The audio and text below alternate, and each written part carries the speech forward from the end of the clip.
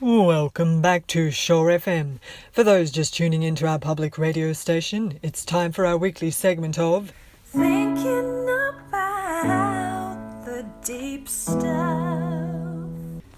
And to offer a reasoned Christian voice to the broader society tonight, we have special guest Dee Fengerfaith. Welcome, Dee. It's a pleasure to be here. Thank you for having me, Howie. Tonight's statement to discuss comes via SMS from Mr. Doubter of Langwarrin, Victoria. It states, "Religion offers nothing to society." How do you respond to this, Dee?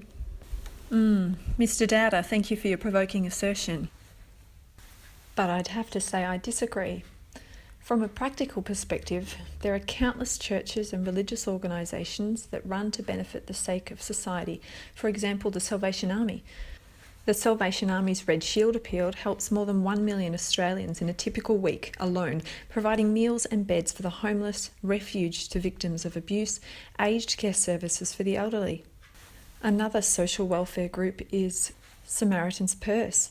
They provide aid and assistance to victims of war, famine and natural disaster. And another I can think of off the top of my head is CAPS, Christians Against Poverty. CAPS contribute by negotiating with creditors, setting up budgeting systems and offering a lifeline to those trapped in debt. And the list goes on. So religion has a common cause to serve the least of these. One may state that there's plenty of charities and organisations that aren't religious, doing good in society too. And I would agree, there are. To logically respond to this statement, however, I need to know what is the nature of good. How do we know what is morally and ethically right? There must be an unbiased, absolute moral benchmark. If society was to try and govern using a humanistic benchmark, it would bring about a social dilemma, as it would be based on subjective truth. And what's right for one is not always right for another. There'd be a double moral standard. Morality must be objective. Let's call this moral law, which takes us to the next logical assertion. There must be an objective lawgiver. This is God. Without God, there is no moral law, for good would not be able to be measured and therefore would not exist. Without God, there is no absolute. Let me offer a scientific logic for those atheists who reject the idea of creation. The cosmological argument claims that there has to be an uncaused cause of all things, hence the cause and effect. The teleological argument uses an analogy of design. That is, that the universe and life exhibit marks of design. Why can't this be God? The most logical explanations that man has come up with for the universe's existence is the Big Bang theory in astronomy, which claims that the universe originated billions of years ago in an explosion from a single point of nearly infinite energy density.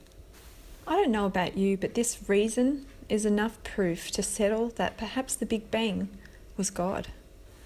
We have a historical account of a theistic God forming the world and creating a vast supply of goodness for humankind. I would ask you, why couldn't this be God's voice calling out over the void, "Let there be light"?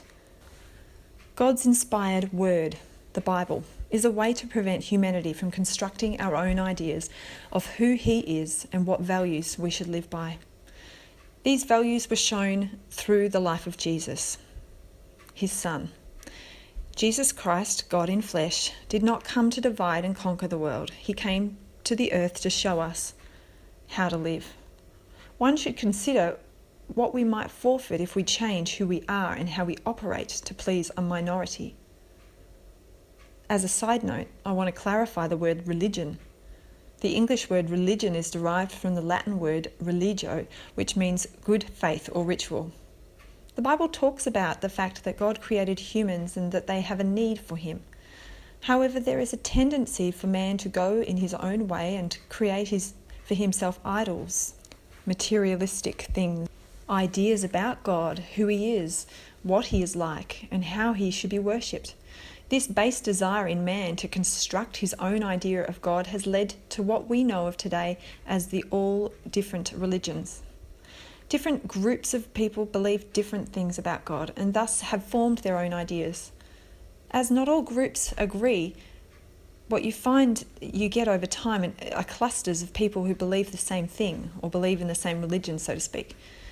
To be precise, society doesn't actually need religion at all. God, however, has created a need in us from creation to need Him and be in relationship with Him. In a sense, religion can be what takes man away from God, as it is a human construct. God instructs us to focus on His Son, Jesus. And this is what Christians do. Christianity does still fall under the banner of religion. However, as Christians, we are taught in the Bible to focus on Jesus first, not on one's own religion or religious beliefs and sacrifices and rituals. These kinds of religions offer nothing of worth to society. Christianity is so important in modern societies because we live in such a hopeless world. People are constantly losing their value and purpose in life.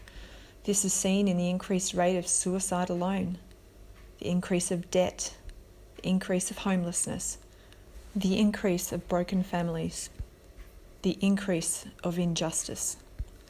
Faith in Christ is vital in giving meaning and purpose to the lives of many. The atheist rejects the notion of God and therefore offers no meaning in life. So the statement shown to withstand the test of time and the test of reason is Christianity has much to offer society. And God made us with a shared sense of desire and longing for aesthetics and for legacy, for purpose and for meaning, for community, for love. The Bible tells us that He is near the brokenhearted and He epitomizes good. It's out of His goodness that society can find hope and offer hope in return to a damaged world. This is Shore FM, and you've been listening to Defend Your Faith.